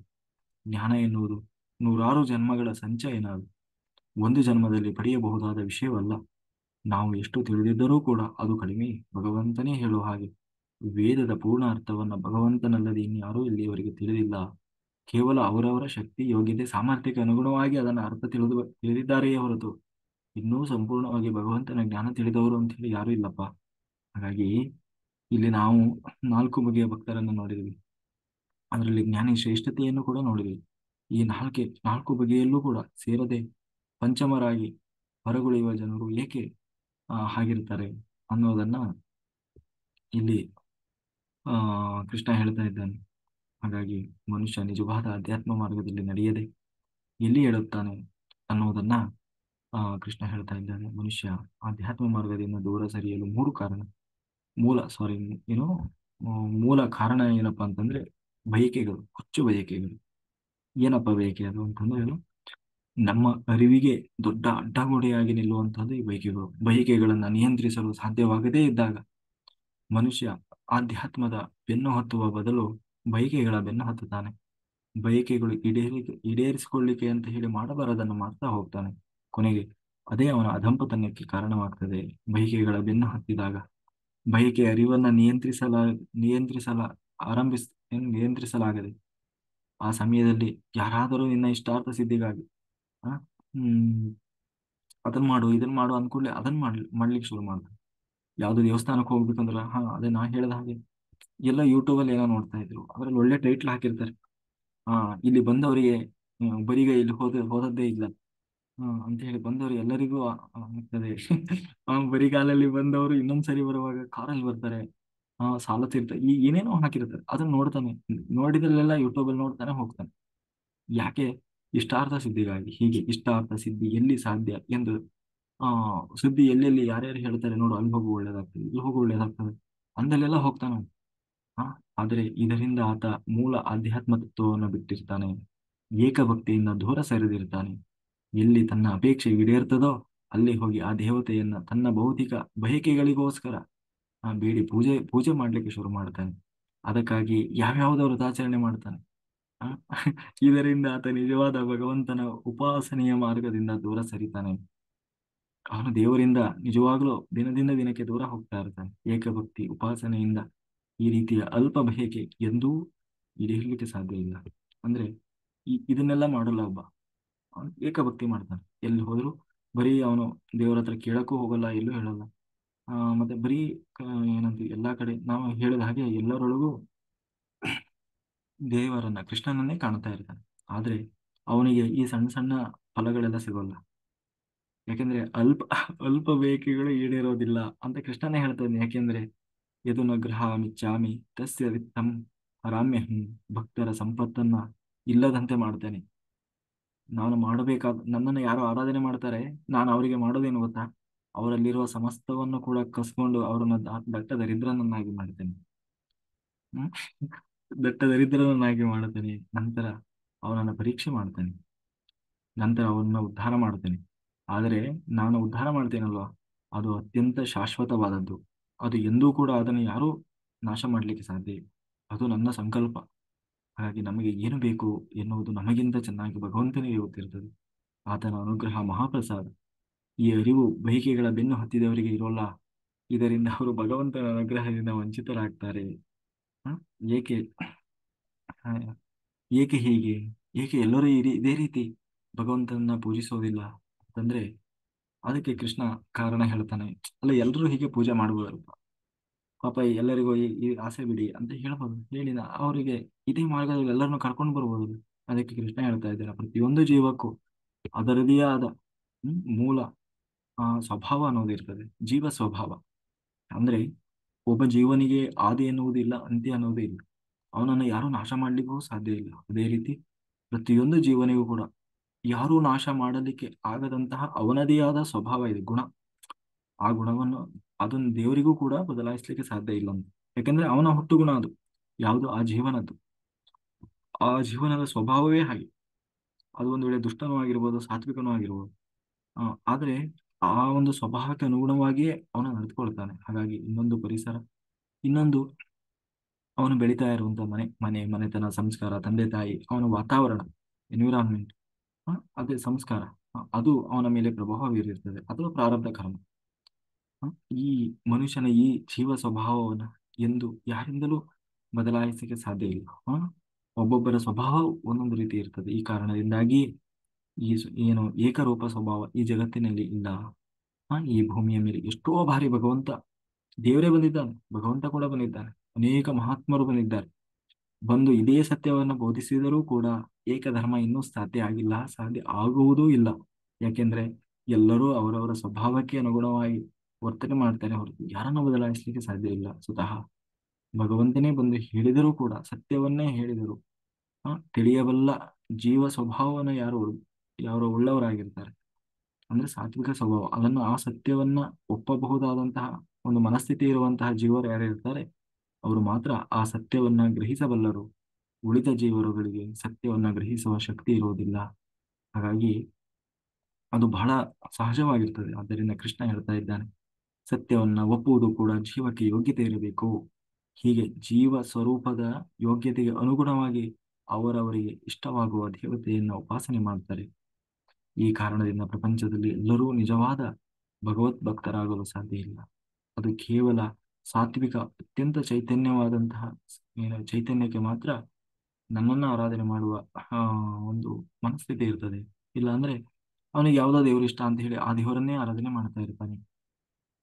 ಆದ್ರೆ ಅವನಲ್ಲಿ ಏಕಭಕ್ತಿ ಇರೋಲ್ಲ. ಅಂದ್ರೆ ಅದರ ಒಳಗೆ ಕೂತು ಎಲ್ಲವನ್ನ ಕೊಡ್ತಾ ಇರೋದು ನಾನೇ ಅನ್ನುವ ಭಗವಂತನ ಪ್ರಜ್ಞೆ ಇರೋಲ್ಲ. ಅದು ಯಾಕೆಂದ್ರೆ ಆ ಸತ್ಯವನ್ನ ಹೇಳಿದ್ರು ಕೂಡ ಅವನು ಒಪ್ಪಿಕೊಳ್ಳಕ್ಕೆ ರೆಡಿ ಇರೋಲ್ಲ. ಯಾಕೆಂದ್ರೆ ಆ ಒಂದು ಜೀವ ಸ್ವಭಾವವೇ ಆಗಿರ್ತದೆ. ಅದನ್ನು ಯಾರೋ ಅಲ್ಲ, ಯಾರ್ಯಾರೋ ಹುಟ್ಟ ಹೇಳಿದ, ಅಥವಾ ಯಾರೋ ಅವತಾರ ಮಾಡಿ ಬಂದು ಪುರುಷರು ಅವ್ರು ಹೇಳಿದರು, ಅವ್ರ ಮಾತು ಕೇಳಿಲ್ಲ ಅಲ್ಲ, ಸಾಕ್ಷಾತ್ ದೇವರೇ ಬಂದು ಹೇಳಿದರು, ಅದನ್ನ ಒಪ್ಪುವ ಮನಸ್ಥಿತಿಯಲ್ಲಿ ಅವನು ಇರೋದಿಲ್ಲ. ಹಾಗೆ ಭಗವಂತನೆಂಬ ಅಸಾಧಾರಣ ಶಕ್ತಿ ತನ್ನ ದೇವತಾ ಪರಿವಾರದೊಂದಿಗೆ ಈ ಜಗತ್ತನ್ನ ನಿಯಂತ್ರಿಸ್ತಾ ಇದೆ ಅನ್ನುವ ಎಚ್ಚರ ಇಲ್ಲದೆ, ಭಗವಂತನ ಮೇಲಿನ ಏಕಭಕ್ತಿಯನ್ನ ಮಾಡದೆ, ಅಂದ್ರೆ ನನ್ನ ಮೇಲೆ ಎಲ್ಲೆಲ್ಲೂ ನನ್ನನ್ನ ಕಾಣದೆ ಕೇವಲ ಒಂದು ದೇವತೆಯನ್ನು ಶ್ರದ್ಧೆಯಿಂದ ಪೂಜೆ ಮಾಡಲು ಆಯ್ಕೆ ಮಾಡಿಕೊಂಡು ಅವರು ಯಾವ ದೇವತೆಯ ಮೇಲೆ ಭಕ್ತಿ ಇದೆಯೋ ಅದನ್ನೇ ಅಚಲವಾಗಿ ನಂಬುತ್ತಾನೆ. ಅಷ್ಟೇ ಅಲ್ಲ, ನಾನು ಅದನ್ನ ಅವನಲ್ಲೇ ಆ ದೇವತೆಯಲ್ಲೇ ಶ್ರದ್ಧೆ ಹೆಚ್ಚಾಗುವ ಹಾಗೆ ನಾನು ಮಾಡ್ತೇನೆ. ಯಾಕೆಂದ್ರೆ ಅವನೇ ಬಯಸ್ತಾ ಇದ್ದಾನೆ, ನಾನೇನ್ ಮಾಡಿ. ಆ, ಯಾಕೆಂದ್ರೆ ನೀನ್ ಬಿಡಿಸ್ಬೋದಲ್ಲ ಅಂತಂದ್ರೆ ಅದು ಅವನ ಸ್ವಭಾವ. ಅವನು ಇಷ್ಟಪಟ್ಟು ಆ ದೇವತೆಯನ್ನೇ ಹೆಚ್ಚು ಹೆಚ್ಚು ಭಕ್ತಿ ಮಾಡ್ತಾ ಇದ್ದಾನೆ, ಅನುಸರಿಸ್ತಾ ಇದ್ದಾನೆ. ಹಾಗಾಗಿ ನಾನು ಯಾಕೆ ಬೇಡ ಅಂತ ಹೇಳಿ ಅದಕ್ಕೆ ಅದನ್ನೇ ಗಟ್ಟಿ ಮಾಡ್ತೇನೆ. ಮನುಷ್ಯ ಶ್ರದ್ಧೆಯ ಸ್ವರೂಪ, ಯಾವುದರ ಬಗೆಗೆ ಶ್ರದ್ಧೆ ಮೂಡ್ತದೋ ಅದೇ ಅವನಲ್ಲಿ ಬೆಳೆದುಕೊಂಡು ಹೋಗ್ತದೆ. ಯಾವ ದೇವತಾ ಶಕ್ತಿಯನ್ನು ಶ್ರದ್ಧೆಯಿಂದ ಆರಾಧನೆ ಮಾಡ್ತೇವೋ ಅದೇ ನಂಬಿಕೆ ನಮ್ಮಲ್ಲಿ ಗಟ್ಟಿ ಆಗ್ತಾ ಹೋಗ್ತದೆ. ಆ ಶ್ರದ್ಧೆ ನಿಶ್ಚಲವಾಗ್ತದೆ. ಅಂದ್ರೆ ಮತ್ತೆ ಅವನ ಮನಸ್ಸು ಡೈವರ್ಟ್ ಆಗಲ್ಲ. ಯಾವುದೋ ಒಂದು ದೇವಸ್ಥಾನಕ್ಕೆ ಹೋದ್ವಿ, ಒಂದ್ ಸರಿ ಹೋದ್ರು ಭಾರಿ ಒಳ್ಳೇದಾಯ್ತು, ಎರಡನೇ ಸರಿ ಹೋದ್ರು ಬಹಳ ಒಳ್ಳೇದಾಯ್ತು, ಆಮೇಲೆ ಆ ದೇವರಿಗೆ ಹೋಗ್ತಾ ಶುರು ಮಾಡಿಬಿಡ್ತಾನೆ. ಕೊನೆಗೆ ಯಾರು ಯಾರು ನೆನಪಾಗೋಲ್ಲ, ಯಾರು ಬೇಕೋ ಆಗೋದೇ ಇಲ್ಲ. ಯಾಕೆಂದ್ರೆ ಅವನಿಗೆ ಬೇಕಾಗಿದ್ದೆಲ್ಲ ಅಲ್ಲಿ ಸಿಗ್ತಾ ಇರ್ತದೆ, ಅವನಿಗೆ ಅಲ್ಲಿ ನಿರಂತರವಾಗಿ ಒಳ್ಳೇದಾಗ್ತಾ ಇರ್ತದೆ. ದೇವರು ಬೇಕು ಅಂತಲೇ ಅಲ್ಲೇ ಗಟ್ಟಿ ಮಾಡ್ತಾನೆ, ಮತ್ತೆ ಬೇರೆ ಕಡೆ ಹೋಗೋದಾಗ ಮತ್ತೆ ಮತ್ತೆ ಅದನ್ನೇ ಅಲ್ಲೇ ಅವನಿಗೆ ಎಲ್ಲಾ ರೀತಿಯ ಆ ಅವನಿಗೆ ಬೇಕು ಅನ್ಸಿದ್ದೆಲ್ಲ ಸಿಗೋ ಹಾಗೆ ಮಾಡಿ ಅವನು ಮತ್ತೆ ಬೇರೆ ಕಡೆ ಹೋಗೋದ ಹಾಗೆ ಅದನ್ನೇ ಗಟ್ಟಿ ಮಾಡ್ತಾನೆ. ಈ ಕಾರಣಕ್ಕಾಗಿ ನಾವು ದೇವರ ಬಗ್ಗೆ ತಿಳಿದುಕೊಳ್ಳಬೇಕು. ದೇವರು ಮತ್ತು ದೇವತಾ ಪರಿವಾರ ಅಂದ್ರೆ ಏನು? ಮಾ ಮಾನವರಂತೆ ಒಬ್ಬೊಬ್ಬರನ್ನ ದ್ವೇಷಿಸುವ ಅಸೂಹೆ ದೇವತೆಗಳಲ್ಲಿ ಇರೋದಿಲ್ಲ. ಕೃಷ್ಣ ಹೇಳ್ತಾ ಇದ್ದಾನೆ, ನೋಡಪ್ಪ, ದೇವರು ಇರ್ತಾರಲ್ಲ, ಅಂದ್ರೆ ಸಾರಿ ಏನು, ಮನುಷ್ಯರಿದ್ದಾರಲ್ಲ ಒಂದೊಂದು ಗುಂಪು ಅಥವಾ ಆ ಈ ರೀತಿ ಒಂದೊಂದು ಪಕ್ಷ ಹೀಗೆಲ್ಲ. ಆದ್ರೆ ಒಂದು ದೇವತೆಗಳಿದ್ದಾರೆ, ಅವರು ಹೀಗೆ ಇರ್ತಾರೆ ಅಂತ ತಿಳ್ಕೊಳ್ಬೇಡಿ. ಆ ದೇವರು ಮತ್ತೆ ದೇವತಾ ಪರಿವಾರ ಯಾವತ್ತು ಆ, ಏನು ಒಂದೇ ಸ್ಥಿತಿಯಲ್ಲಿ ಇರ್ತಾರೆ. ಅವರಲ್ಲಿ ಒಬ್ಬರನ್ನ ಕಂಡ್ರೆ ಇನ್ನೊಬ್ಬರಿಗೆ ಅಸೂಯೆ ಆಗುವಂಥದ್ದು ಈ ತರ ಯಾವ ಸ್ಥಿತಿಯಲ್ಲೂ ಅವರು ಇರಲ್ಲ. ಅವರು ಸಮಚಿತ್ತರಾಗಿರ್ತಾರೆ. ಆ ಅವರು ಕೂಡ, ಅವರಲ್ಲೂ ಕೂಡ ಏಕಭಕ್ತಿ ಇರ್ತದೆ. ಆತ ಸದಾ ತನ್ನ ದೇವತಾ ಪರಿವಾರದೊಂದಿಗೆ ಅಭಿವ್ಯಕ್ತವಾಗಿರ್ತಾನೆ.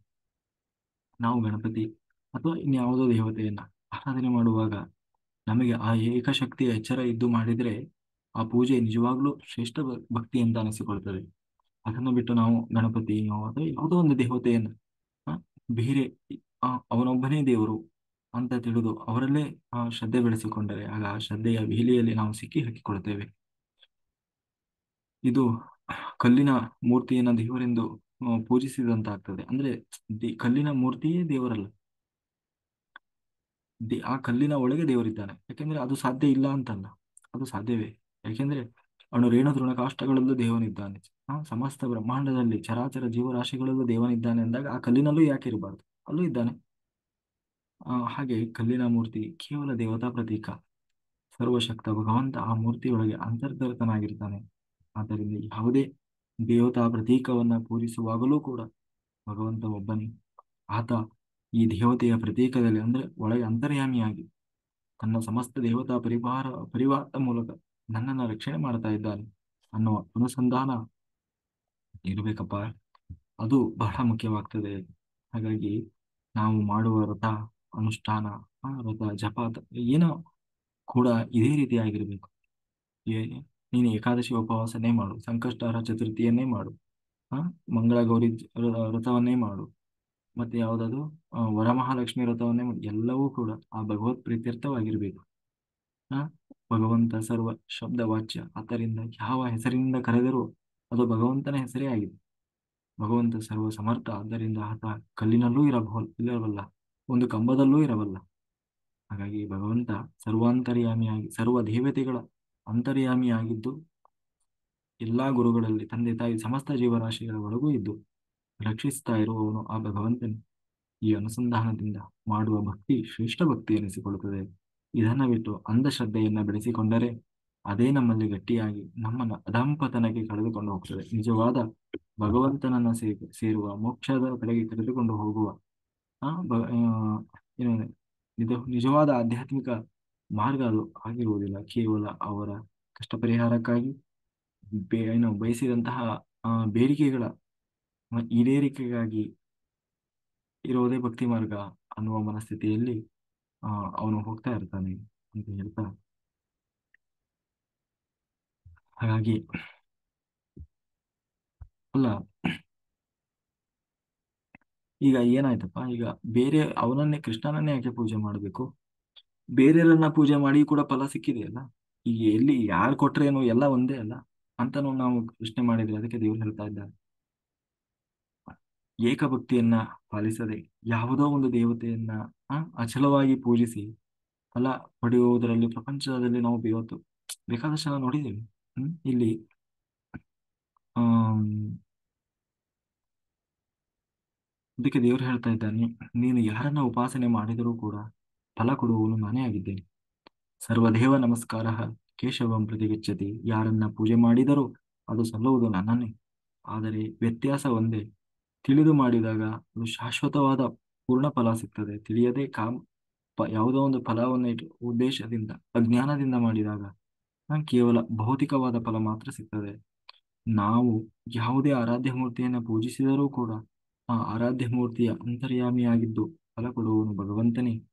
ಆದರೆ ದೇವತಾ ಅಂತರ್ಗತನಾದಂತಹ ಭಗವಂತ ಕೊಟ್ಟ ಅನ್ನುವ ಅರಿವು ನಮಗೆ ಇರೋದಿಲ್ಲ. ಅಂದ್ರೆ ಆ ಅರಿವನ್ನ ನಾವು ಮೂಡಿಸಿಕೊಳ್ಳಬೇಕು. ಈಗ ಯಾರನ್ನೋ ಪೂಜೆ ಮಾಡಿದ ಅಲ್ಲೂ ಫಲ ಸಿಗ್ತದಲ್ಲ ಅಂತಂದ್ರೆ ನಿಜವಾಗ್ಲೂ ಕೊಟ್ಟಿದ್ದು ಆ ದೇವತೆಯಲ್ಲ, ಆ ದೇವತೆಯೊಳಗೆ ಕೂತು ಅವನೇ ಕೊಟ್ಟಿದ್ದು.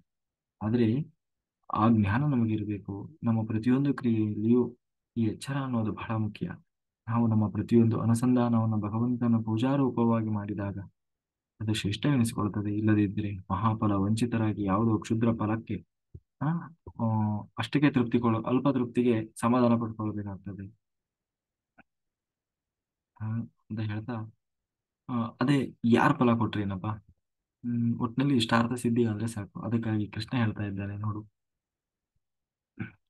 ಅಂತವತ್ತು ಫಲಂ ತೇಷಾಂ ತದ್ ಭವತ್ಯಲ್ಪ ಚೇತಸಾಂ. ಅಂದ್ರೆ ಯಾವುದೋ ಒಂದು ಕ್ಷುದ್ರ ಫಲ ಸಿಕ್ಕಿತು ಎಂದು ಹಿಗ್ಗುವವರು ಅಲ್ಪಮತಿಗಳು. ಈ ರೀತಿಯಾಗಿ ಸಿಗುವ ಫಲ ಎಂದೂ ಶಾಶ್ವತವಲ್ಲ. ಅದು ಕ್ಷಣಿಕ. ಕೇವಲ ಅವರ ಒಂದು ಏನೋ ಒಂದು ಕ್ಷಣಿಕ ಸುಖವನ್ನ ಈಡೇರಿಸಬಹುದೇ ಹೊರತು ನಿಜವಾಗ್ಲೂ ಅವನನ್ನ ದುಃಖದಿಂದ ಪರಿಹಾರ ಮಾಡುವ ಫಲ ಅದು ಆಗಿರುವುದಿಲ್ಲ. ಹ? ನೀವು ಯಾವ ದೇವತೆಯನ್ನು ಪೂಜಿಸುತ್ತೀರೋ ಆ ದೇವತೆಯನ್ನ ಸೇರುತ್ತೀರಿ ಹೊರತು ಮೋಕ್ಷವನ್ನಲ್ಲ. ನೀನು ಏನು ಯಾವುದೋ ಒಂದು ದೇವತೆಯನ್ನ ಬಹಳ ಪೂಜೆ ಮಾಡಿ, ಶಿವ ಬೇಡ, ಶಿವನನ್ನೇ ಪೂಜೆ ಮಾಡಿದೆ. ಹ ಬಹಳ ಒಟ್ಟಿನಲ್ಲಿ ಶಿವ ಶಿವ ಶಿವ ಶಿವ ಅಂತ ನೀನು ಶಿವನೇ ಪೂಜೆ ಮಾಡಿ ಕೊನೆಗೆ ಒಂದು ದಿನ ಶಿವೈಕ್ಯವಾಗ್ತೀಯ, ಶಿವನನ್ನೇ ಹೋಗಿ ಸೇರ್ತೀಯ. ಅಲ್ಲ, ಯಾರನ್ನು ಸೇರಿದ್ರೆ ಏನಾಯ್ತು? ನಾನು ಹೋಗಿ ಶಿವನನ್ನೇ ಸೇರಿದ್ನಲ್ವ. ಅದಕ್ಕೆ ಕೃಷ್ಣ ಹೇಳ್ತಾ ಇದ್ದಾನೆ, ಯಾವ ದೇವತೆಗಳೂ ಕೂಡ ಅನಂತ ಕಾಲದ ತನಕ ನಮ್ಮನ್ನ ಅಥವಾ ನಿನ್ನನ್ನ ಆ ಲೋಕದಲ್ಲಿ ಇರಿಸಿಕೊಳ್ಳುವುದಿಲ್ಲ. ಆದ್ದರಿಂದ ಯಾಕೆ ಇರಿಸಿಕೊಳ್ಳೋದಿಲ್ಲ? ನಾವು ಮಾಡಿದ ಕರ್ಮದ ಅಂದ್ರೆ ಪುಣ್ಯ ಕರ್ಮದ ಅವಧಿ ಭಕ್ತಿ ಅಥವಾ ನಾವು ತೋರಿಸಿದ ಭಕ್ತಿ ಅವಧಿ ಮುಗಿದಾಕ್ಷಣ ಅಥವಾ ಮುಗಿಯುವವರೆಗೆ ಅಲ್ಲಿ ನಿನ್ನ ಇಟ್ಕೊಂಡಿರ್ತಾರೆ. ಅದು ಯಾವಾಗ ಮುಗಿತದೆ ಆ ಒಂದೇ ಒಂದು ಕ್ಷಣವೂ ನಿನ್ನಲ್ಲಿ ಇರಲಿಕ್ಕೆ ಬಿಡೋಲ್ಲ. ಮತ್ತೆ ಮೃತ್ಯು ಲೋಕಕ್ಕೆ ಬರಬೇಕಾಗ್ತದೆ, ಅಂದ್ರೆ ಈ ಭೂಮಿಗೆ ಬರಬೇಕಾಗ್ತದೆ. ಅದಕ್ಕೆ ನಾನು ಹೇಳ್ತಾ ಇದ್ದೇನೆ, ಹ? ಈ ಕಾರಣದಿಂದಾಗಿಯೇ ಅರಿವಿಲ್ಲದ ಕೇವಲ ದೇವತಾ ಉಪಾಸನೆ ಶಾಶ್ವತ ಮೋಕ್ಷವನ್ನ ಕೊಡ್ಲಿಕ್ಕೆ ಸಾಧ್ಯ ಇಲ್ಲ. ಹ? ಅಂದ್ರೆ ಮೋಕ್ಷ ಅನ್ನುವುದು ಪರ್ಮನೆಂಟ್, ಆದ್ರೆ ಉಳಿದಿದ್ದೆಲ್ಲ ಆ ಅದು ನಮ್ಮ ಪುಣ್ಯದ ಫಲ ಇರುವವರಿಗೆ ಮಾತ್ರ ಅಲ್ಲಿ ಇರುತ್ತೆಯೇ ಹೊರತು ಪುನಃ ಈ ಭೂಮಿಗೆ ಬಂದು ಮತ್ತೆ ನೀನು ಸಾಧನೆ ಮಾಡಿ ಮತ್ತೆ ಮೋಕ್ಷ ಪಡೆಯುವವರೆಗೂ ಇದು ತಪ್ಪಿದ್ದಲ್ಲ. ಅದಕ್ಕೆ ನೀನು ಯಾಕೆ ಆ ಸಮಯ ವ್ಯರ್ಥ ಮಾಡ್ತಾ ಇದ್ದಿ? ಭಗವಂತನಲ್ಲಿ ಮನಸ್ಸನ್ನು ಇಟ್ಟು ಏಕಭಕ್ತಿಯಿಂದ ಭಗವಂತನನ್ನು ಭಜಿಸಿದರೆ ಆಗ ಎಲ್ಲಿಂದ ಆ ಎಲ್ಲಿ ಏನು ಎಲ್ಲಿಂದ ಎಂದೂ ಮರಳಿ ಬರಲಿಕ್ಕೆ ಸಾಧ್ಯ ಇಲ್ಲವೋ ಅಂದ್ರೆ ಮೋಕ್ಷಲೋಕ, ಶಾಶ್ವತವಾದ ಮೋಕ್ಷಲೋಕ, ಅದನ್ನ ಪಡೀಲಿಕ್ಕೆ ಸಾಧ್ಯ ಇದೆ. ಭಗವಂತನ ಪ್ರೀತಿಸುವುದರಿಂದ ಯಥಾರ್ಥ ಜ್ಞಾನ ಸಿಗ್ತದೆ. ಇದರಿಂದ ಎಂದೆಂದೂ ದುಃಖವೇ ಇಲ್ಲದಂತಹ ಭಗವತ್ ಪ್ರಾಪ್ತಿ ಪ್ರಾಪ್ತವಾಗ್ತದೆ. ಅದೇ ಮೋಕ್ಷ. ಹಾಗಾಗಿ ನೀನು ಯಾಕೆ ನಾನು ಈ ರೀತಿ ಆ ಏನೋ ಒಂದು ಸುಖ ಸಿಕ್ತು ಅಂತ ಹೇಳಿ ಯಾವುದೋ ಒಂದು ದೇವತೆಯನ್ನು ಕ್ಷುದ್ರ ದೇವತೆಯನ್ನು ಆ ಹ್ಮ್ ಭೂತವನ್ನು ಇನ್ನೇನೋ ನೀನು ಆರಾಧನೆ ಮಾಡಿದೆ ಅಂತಂದ್ರೆ ಕೊನೆಗೆ ನೀನು ಹೋಗಿ ಸೇರೋದು ಅವರನ್ನೇ. ಅಥವಾ ನಿನ್ನ ಪುಣ್ಯ ಇರುವಷ್ಟು ದಿವಸ ಅವ್ರ ಬಳಿಯೇ ಇಟ್ಕೊಳ್ತಾರೆ ನಿನ್ನ. ಆದ್ರೆ ಅದು ಕೂಡ ಪರ್ಮನೆಂಟ್ ಅಲ್ಲ. ಅವ್ರು ನಿನ್ನ ಒಂದು ಪುಣ್ಯದ ಫಲ ಅನ್ನೋದು ಖಾಲಿ ಆದ ಇವನ್ ಸ್ವರ್ಗಕ್ಕೆ ಹೋಗ್ತಾರಲ್ಲ, ಸ್ವರ್ಗಕ್ಕೆ ಹೋದ್ರು ಕೂಡ ಅಷ್ಟೇ. ಅಥವಾ ಯಾವುದೇ ಲೋಕಕ್ಕೆ ಹೋಗ್ಬೋದು, ಪಿತೃಗಳನ್ನ ಆರಾಧನೆ ಮಾಡಿ ಪಿತೃಲೋಕಕ್ಕೆ ಹೋಗ್ತಾರೆ. ಗಂಧರ್ವರನ್ನ ಆರಾಧನೆ ಮಾಡ್ತಾರೆ, ದೇವಿಯನ್ನ ಆರಾಧನೆ ಮಾಡೋರಿದ್ದಾರೆ, ಶಿವನನ್ನ ಆರಾಧನೆ ಮಾಡುವವರಿದ್ದಾರೆ, ಗಣಪತಿಯನ್ನ, ಹೀಗೆ ಒಂದಲ್ಲ ಒಂದು ದೇವತೆಯನ್ನ ಆರಾಧನೆ ಮಾಡ್ತಾರೆ, ಅನನ್ಯವಾದ ಭಕ್ತಿ ಮಾಡ್ತಾರೆ. ಕೊನೆಗೆ ಅವರ ಲೋಕವನ್ನ ಹೋಗಿ ಸೇರ್ತಾರೆ.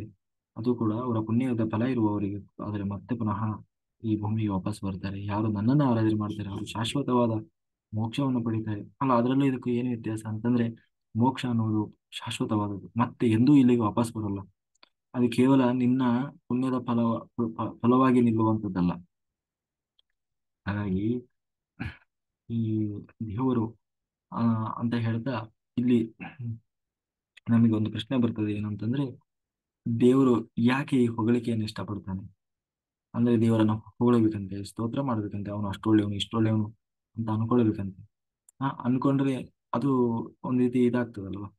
ಈ ದೇವರು ಏನಪ್ಪಾ, ಏನೋ ಜನ ಮನುಷ್ಯರು ಯಾರೋ ಆ ರೀತಿ ಆಸೆ ಪಟ್ರೆ ಏನೋ ಏನ್ ಮಾಡೋದು ಪಾಪ ಅಜ್ಞಾನಿ ಅನ್ಬೋದು. ಆದ್ರೆ ದೇವರು ಹೀಗೆ ನನ್ನನ್ನೇ ಭಜಿಸು ಅಂತ ಯಾಕೆ ಹೇಳ್ತಾ ಇದ್ದಾನೆ? ಆ ಇದು ಏನಿದು ಅಂತ ಕೇಳಿದ್ರೆ ಅದಕ್ಕೆ ದೇವರು ಹೇಳ್ತಾ ಇದ್ದಾನೆ, ದೇವರು ಪ್ರೀತಿಸುವುದು ಹೊಗಳಿಕೆಯನ್ನೆಲ್ಲ ಸತ್ಯವನ್ನ. ಉದಾಹರಣೆಗೆ ವಿಷ್ಣು ಸಹಸ್ರನಾಮದಲ್ಲಿ ಬರುವ 1000 ನಾಮಗಳು ದೇವರು ಅಂದ್ರೆ ಏನೋ ಅನ್ನುವ ಮಹಾತ್ಮೆಯನ್ನು ಹೇಳ್ತದೆ. ಅದು ಅದರಲ್ಲಿ ಸತ್ಯ ಅಡಗಿದೆ. ಭಗವಂತ ಯಾರು ಅನ್ನುವ ಸತ್ಯವನ್ನ ತಿಳಿಯುತ್ತಾರೆ, ಅವರನ್ನ ಪ್ರೀತಿಸುತ್ತಾನೆ. ಆ, ಆತನಿಗೆ ವೈಯಕ್ತಿಕ ಇಷ್ಟಾನಿಷ್ಟವಿಲ್ಲ. ಅಂದ್ರೆ ಯಾರೋ ನನ್ನ ವೈಯಕ್ತಿಕವಾಗಿ ಇಷ್ಟಪಡ್ತಾ ಇದ್ದಾನೆ ಅನ್ನೋವನ್ನು ನಾವು ಅಷ್ಟು ಇಷ್ಟಪಡೋಲ್ಲ. ಈಗ ನಾವು ಹಿಂದೆ ಹೇಳಿದಾಗ ಬರೀ ಭಕ್ತಿ ಅಲ್ಲ, ದೇವರು ಜ್ಞಾನಪೂರ್ವಕವಾದ ಭಕ್ತಿ. ನಾನು ಏನು ಅನ್ನೋದನ್ನ ಯಾರು ನಿಜವಾಗ್ಲೂ ತಿಳಿದು ಭಕ್ತಿ ಮಾಡ್ತಾ ಇದ್ದಾನೆ ಅವನ ಮೇಲೆ ಬಹಳ ಇಷ್ಟ ಆಗ್ತದೆ. ಹಾಗಾಗಿ ಆತ ಇಷ್ಟಪಡುವುದು ಜ್ಞಾನವನ್ನ. ಜ್ಞಾನದಲ್ಲಿ ಭಕ್ತಿ ರೂಪದಲ್ಲಿ, ಜ್ಞಾನ ಭಕ್ತಿ ರೂಪ, ಯಥಾರ್ಥ ಜ್ಞಾನ ಭಕ್ತಿ ರೂಪದಲ್ಲಿ. ನಿಜವಾದ ಭಕ್ತಿ ಯಥಾರ್ಥ ಜ್ಞಾನದಲ್ಲಿದೆ. ಯಥಾರ್ಥವಾದ ಅರಿವು ಭಗವಂತನಿಗೆ ಇಷ್ಟ. ಇದು ಮೋಕ್ಷವನ್ನ ತಲುಪುವ ಬೇಕಾದಂತಹ ಅರ್ಹತೆ. ಆದ್ದರಿಂದ ಭಗವಂತ ತನ್ನನ್ನ ಹೊಗಳುವವರನ್ನ ಉದ್ಧರಿಸುವುದಲ್ಲ, ಆತ ಯಾರು ಸತ್ಯವನ್ನು ತಿಳಿದವರನ್ನಾಗಿ ಆ, ಉದ್ಧರಿಸುತ್ತಾನೆ. ಅರ್ಹತೆ ಅವರವರ ಅರ್ಹತೆಗೆ ಅನುಗುಣವಾಗಿ ಮೋಕ್ಷವನ್ನು ದಯಪಾಲಿಸ್ತಾನೆ. ಸಾಮಾನ್ಯವಾಗಿ ಭಗವಂತನ ಬಗ್ಗೆ ಸರಿಯಾದ ತಿಳುವಳಿಕೆ ಗಳಿಸುವುದು ಕಷ್ಟ. ಆದರೆ ದೇವರ ಬಗ್ಗೆ ತಪ್ಪು ತಪ್ಪು ತಿಳುವಳಿಕೆಯನ್ನು ಬರುವುದು ಬಹಳ ಸುಲಭ ಅಂತ. ಹ್ಮ್. ಹಾಗಾಗಿ ನಾನು ವಸ್ತುತಃ ವ್ಯಕ್ತ. ಯಾಕೆಂದ್ರೆ ದೇವರು ಯಾವತ್ತೂ ಕಣ್ಣಿಗೆ ಕಾಣದೇ ಇರುವವನು. ಆದ್ರೆ ಜೀವ ವ್ಯಕ್ತ ಆಗುವುದಕ್ಕೆ ಒಂದು ದೇಹ ಅಂತ ಬರ್ತದೆ, ಪಂಚಭೌತಿಕವಾದಂತಹ ಒಂದು ಶರೀರ ಬರ್ತದೆ. ಬಂದಾಗ ಎಲ್ಲರಿಗೆ ಕಣ್ಣಿಗೆ ಕಾಣಿಸಿಕೊಳ್ತಾನೆ ಜೀವ. ಹಾಗಾಗಿ ಆ ಜೀವ ಇದ್ದಾರೆ ಅನ್ನೋದು ಒಂದು ಸತ್ಯ. ಆದ್ರೆ ಭಗವಂತ ಇದ್ದಾನೋ ಅನ್ನೋದು ಹೆಂಗೆ ಗೊತ್ತಾಗಬೇಕು? ಅವನು ನಮ್ಮ ಹಾಗೆ ದೇಹ ತೊಟ್ಟು ಬಂದ್ರೆ ನಾವು ತಿಳ್ಕೊಳ್ಬೋದಪ್ಪ, ದೇವರು ಅನ್ನೋನು ಕೂಡ ಇದ್ದಾನೆ ಅಂತ. ಆದ್ರೆ ಅವನು ಬರಲ್ಲಲ್ಲ, ಬರೀ ಜೀವರು ಮಾತ್ರ ದೇಹ ತೊಟ್ಟು ಬರ್ತಾ ಇರ್ತಾರೆ. ಹಾಗಾಗಿ ನಾವು ಒಪ್ಕೊಂಡಿದ್ದೇವೆ. ಹ ಭಗವಂತನಿಗೆ ಆ, ಒಂದು ದಿನ ಹಾಗಾಗಿ ಭಗವಂತನಿಗೆ ಒಂದು ದಿನ ನಾಶ ಆಗುವಂತಹ ಪಂಚಭೌತಿಕವಾದ ಶರೀರ ಅನ್ನೋದು ಯಾವತ್ತೂ ಇಲ್ಲ. ಅಂತ ಸರ್ವದಾ ವ್ಯಕ್ತ, ಅಂದ್ರೆ ಯಾವಾಗ್ಲೂ ಅವನು ಅವ್ಯಕ್ತನಾಗಿರ್ತಾನೆ. ಮತ್ತೆ ಅವತಾರ ಮಾಡಿ ಬರ್ತಾನಲ್ಲ ಅಂತ ಅವನು ಕಾಣಿಸಿಕೊಳ್ತಾನಷ್ಟೇ. ಅಲ್ಲಿ ದೇಹ ಪಡೆದ ಅಂತ ಅದರ ಅರ್ಥ ಅಲ್ಲ. ದೇವರೇ ಹೇಳ್ತಾ ಇದ್ದಾನೆ, ನಾನು ದೇಹ ಪಡೆದು ಬರುವಂತದ್ದಲ್ಲಪ್ಪ. ಇಷ್ಟು ದಿನ ಕಾಣಿಸ್ಕೊಳ್ತಾ ಇರಲಿಲ್ಲ, ಅವ್ಯಕ್ತನಾಗಿದ್ದೆ. ಆದ್ರೆ ಈಗ ವ್ಯಕ್ತನಾಗಿದ್ದೇನೆ, ಕಾಣಿಸ್ಕೊಳ್ತಾ ಇದ್ದೀನಿ ಅಷ್ಟೇ. ಇಷ್ಟು ದಿನ ಇರ್ಲಿಲ್ಲ ಅಂತಲ್ಲ, ಅಥವಾ ಈ ದೇಹ ಇರ್ಲಿಲ್ಲ ಅಂತಲ್ಲ. ಆದ್ರೆ ಜೀವನ ಅಂತ ಹಾಗಲ್ಲ. ಅವನು ಕಾಣಿಸ್ಕೊಳ್ಬೇಕಂತ ಒಂದು ದೇಹ ಸೃಷ್ಟಿಯಾಗಬೇಕು. ಅದರಲ್ಲಿ ಆ ದೇಹ ಇರುವವರೆಗೆ ಅವನು ಕಾಣಿಸ್ಕೊಳ್ತಾನೆ, ಆಮೇಲೆ ಇಲ್ಲ, ಮತ್ತೆ ಕಾಣಿಸೋಲ್ಲ. ಇಂತಹ ಅವ್ಯಕ್ತ ಭಗವಂತ ತನ್ನ ಅವತಾರದಲ್ಲಿ ತನ್ನ ಸ್ವಂತ ಇಚ್ಛೆಯಿಂದ ಒಂದು ರೂಪದಲ್ಲಿ ಜನರಿಗೆ ಪ್ರಕಟಗೊಳ್ತಾನೆ ಹೊರತು ಆ, ದೇಹವನ್ನು ತೊಟ್ಟು ಬರ್ತಾನೆ ಅಂತ ಅಲ್ಲ. ಹಾಗಾಗಿ ಭಗವಂತನ ಸ್ವರೂಪದ ಅರಿವಿಲ್ಲದ ಜನ ತಮಗೆ ಕಾಣುವ ಆ ಅವತಾರ ರೂಪಿ ಭಗವಂತನಿಗೆ ತಮ್ಮಂತೆಯೇ ಪಂಚಭೌತಿಕ ಶರೀರ ಬಂದಿದೆ ಅಂತ ಭ್ರಮಿಸಿ ಬಿಡ್ತಾರೆ. ಅಲ್ಲ, ದೇವರು ಈಗ ನೋಡಿ, ಕೃಷ್ಣ ಹೊಟ್ಟೆಯಲ್ಲಿ ಹುಟ್ಟಿ ಬಂದಲ್ಲ, ರಾಮ ಕೌಸಲ್ಯ ಹೊಟ್ಟೆಯಲ್ಲಿ ಹುಟ್ಟಿ ಬಂದಲ್ಲ, ಆ, ಆ, ಯಾರು ದೇವಕಿಯ ಹೊಟ್ಟೆಯಲ್ಲಿ ಕೃಷ್ಣ ಹುಟ್ಟಿ ಬಂದಲ್ಲ. ನಮ್ಮ ಹಂಗೇನೆ ಅವರಿಗೂ ದೇಹ ಬಂತು ಅಂತ ತಪ್ಪು ತಿಳ್ಕೊಂಡು ಬಿಡ್ತಾರೆ. ಅದು ಕೇವಲ ಆ ಏನಂತೀವಿ, ಅವರ ಮಾತನ್ನ ಸತ್ಯ ಮಾಡ್ಲಿಕ್ಕೆ ಆ ರೂಪದಲ್ಲಿ ಬಂದಿರ್ತಾನೆ. ಯಾಕೆಂದ್ರೆ ಅವ್ರು ಹಿಂದೆ ತಪಸ್ಸು ಮಾಡಿದ್ರು. ಆ ಮಾತನ್ನ ಸತ್ಯ ಮಾಡ್ಲಿಕ್ಕಾಗಿ ಅವರ ಮಗನ ಹಾಗೆ ಪ್ರಕಟಗೊಂಡ ವ್ಯಕ್ತವಾದ ಸ್ಥೂಲವಾದ ನಶ್ವರವಾದಂತಹ ಈ ಪ್ರಕೃತಿಯಲ್ಲಿ ಜಡವಾಗುವಂತಹ ಈ ಶರೀರ ಅದು ಭಗವಂತನದ್ದಲ್ಲ, ಶರೀರದೊಳಗೆ ಬದ್ಧನಾಗಿರುವ ಎನ್ನುವ ಅರ್ಥದಲ್ಲಿ ಅವರು ತಿಳಿದುಕೊಳ್ಳುತ್ತಾರೆ. ಹೀಗೆ ತಿಳಿದುಕೊಳ್ಳು, ಈಗ ಯಾರು ದೇವರು ನಮ್ಮಂತೆಯೇ ಅವನಿಗೂ ಒಂದು ದೇಹ ಬಂದಿದೆ ನಮಗೆ. ಒಂದು ದಿನ ಅದಕ್ಕೂ ಹುಟ್ಟು ಬೆಳೀತು, ದೊಡ್ಡದಾಯ್ತು, ವಯಸ್ಸಾಯ್ತು, ಕೊನೆಗೆ ಒಂದು ದಿನ ನಮ್ಮ ಹಾಗೆ ಅದು ಕೂಡ ಪ್ರಾಣ ತ್ಯಾಗ ಮಾಡ್ತು ಅಂತ ಯಾರಾದ್ರೂ ತಿಳ್ಕೊಂಡ್ರೆ ಅವರು ಬುದ್ಧಿಶೂನ್ಯರು. ಅವರಿಗೆ ನಿಜವಾದ ಸತ್ಯದ ಅರಿವಿಲ್ಲ.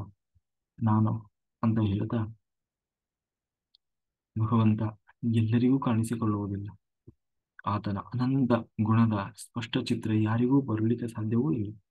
ಮನುಷ್ಯನ ಚಿಂತನೆಗೆ ಒಂದು ಮಿತಿ ಇದೆ, ಆದರೆ ಭಗವಂತ ಆ ಆ ಮನುಷ್ಯನ ಚಿಂತನೆಯ ಮಿತಿಗೂ ಕೂಡ ಮಿಗಿಲಾಗಿದ್ದಾನೆ. ಅದರ ಒಳಗಿಲ್ಲವನು ಅದರ ಹೊರಗಿದ್ದಾನೆ. ಆದ್ದರಿಂದ ನಮ್ಮ ಬುದ್ಧಿ ಆತನ ಅನಂತವಾದ ಜ್ಞಾನವನ್ನ, ಅನಂತವಾದ ಶಕ್ತಿಯನ್ನ, ಅನಂತ ಆ ರೂಪವನ್ನ ಗ್ರಹಿಸಲಿಕ್ಕೆ ಸಾಧ್ಯ ಇಲ್ಲ. ನಾವು ಇಚ್ಛೆಪಟ್ಟಾಗ ಭಗವಂತ ಕಾಣುವುದಿಲ್ಲ. ಆದರೆ ಕಾಲ ಪಕ್ವವಾದಾಗ ತನ್ನ ಇಚ್ಛೆಯಂತೆ ಭಗವಂತ ಜ್ಞಾನಾನಂದ ಸ್ವರೂಪನಾದ ಮನಸ್ಸು ಜ್ಞಾನಾನಂದ ಸ್ವರೂಪವಾದಾಗ ಮನಸ್ಸು ಮತ್ತೆ ಜ್ಞಾನಾನಂದ ಸ್ವರೂಪವಾದ ಇಂದ್ರಿಯಗಳಿಗೆ ಹಿತಾಸಕ್ತಿ ಗೋಚರವಾಗ್ತಾನೆ. ಈ ಲೋಕದಲ್ಲಿ ಅಜ್ಞಾನದ ಮೋಹಕ್ಕೆ ಒಳಗಾದ ಜೀವ ಜಾತ ಎಂದೂ ಭಗವಂತನನ್ನ ಗ್ರಹಿಸಲಿಕ್ಕೆ ಸಾಧ್ಯ ಇಲ್ಲ. ಜೀವನಿಗೂ ಭಗವಂತನಿಗೂ ನಡುವೆ ಇರುವ ಅಜ್ಞಾನವೆಂಬ ಮಾಯಾ ಪರದೆ ನಮ್ಮನ್ನ ದೇವರನ್ನ ಕಾಣದ ಹಾಗೆ ಮಾಡಿದೆ. ಅಂದ್ರೆ ಈ ಜೀವರಾಶಿಗಳಿಗೆಲ್ಲ ಮಾಯೆ ಎನ್ನುವ ಪರದೆ ಆವರಿಸಿಕೊಂಡಿದೆ. ಅದು ನಮ್ಮ ಪಕ್ಕದಲ್ಲೇ ಇರುವ, ನಮ್ಮ ಜೊತೆಗೇ ಇರುವ ಆ ದೇವರನ್ನ ಗುರುತಿಸಲಾಗದ ಸ್ಥಿತಿಯಲ್ಲಿ ಸಮಸ್ತ ಜೀವರಾಶಿ ಇದೆ ಅಂತ ಹೇಳ್ತಾ, ಆ ಮುಂದೆ ಈ ಜೀವ ಮತ್ತೆ ಆ ಭಗವಂತನ ನಡುವೆ ಇರುವ ವ್ಯತ್ಯಾಸವನ್ನ ಕೃಷ್ಣ ಹೇಳ್ಕೊಂಡು ಹೋಗ್ತಾನೆ. ಅದನ್ನ ನಾವು ನಾಳೆಯ ಸಂಚಿಕೆಯಲ್ಲಿ ನೋಡೋಣ ಅಂತ ಹೇಳ್ತಾನೆ. ಕಾಯೇನ ವಾಚಾ ಮನಸೇಂದ್ರಿಯೈರ್ವಾ ಬುದ್ಧಾತ್ಮನಾ ವಾ ಪ್ರಕೃತಿ ಸ್ವಭಾವ ಕರೋಮಿ ಯದ್ಯತ್ ಸಕಲಂ ಪರಸ್ಮೈ ನಾರಾಯಣಾಯತಿ ಸಮರ್ಪಯಾಮಿ. ನನ್ನೊಳಗೆ ಕೂತು ಹರಿವಾಯುಗಳು ಪ್ರೇರಣೆ ಮಾಡಿ ಏನು ಹೇಳಿಸಿದರೋ ಅಷ್ಟೇ ಹೇಳುವ ಒಂದು ಪ್ರಾಮಾಣಿಕ ಪ್ರಯತ್ನ ಮಾಡಿದ್ದೇನೆ. ಇದರಲ್ಲಿ ಏನೇ ಲೋಪದೋಷ ಇದ್ದರೂ ಅದು ನನ್ನ ತಪ್ಪಿನಿಂದ ಬಂದ ಸುಜ್ಞಾನವೆಲ್ಲವೂ ಭಗವಂತನದ್ದು ಅಂತ ಹೇಳ್ತಾ, ಇಲ್ಲಿ ಇಲ್ಲಿಯವರೆಗೆ ಶ್ರದ್ಧಾಭಕ್ತಿಯಿಂದ ಕೇಳಿದಂತ ಎಲ್ಲ ಧ್ಯಾನಯೋಗಿ ಬಂಧುಗಳಿಗೆ ಅನಂತ ಕೋಟಿ ಧನ್ಯವಾದಗಳು. Thank you, thank you, thank you.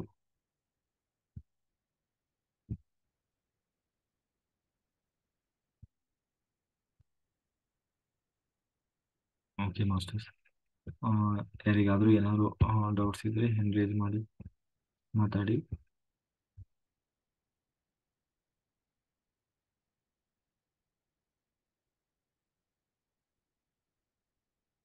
ಹಾಗಾಗಿ ಯಾರಾದರೂ ಹೊಸಬರು ಮಾಸ್ಟರ್ಸ್ ಜಾಯ್ನ್ ಆಗಿದ್ರೆ, ಓಕೆ, ಯಾರಾದರೂ ಮಾಸ್ಟರ್ಸ್ ಹೊಸಬರು ಜಾಯ್ನ್ ಆಗಿದ್ರೆ ಅವರ ಗಮನಕ್ಕೆ ಅಂತಂದ್ರೆ,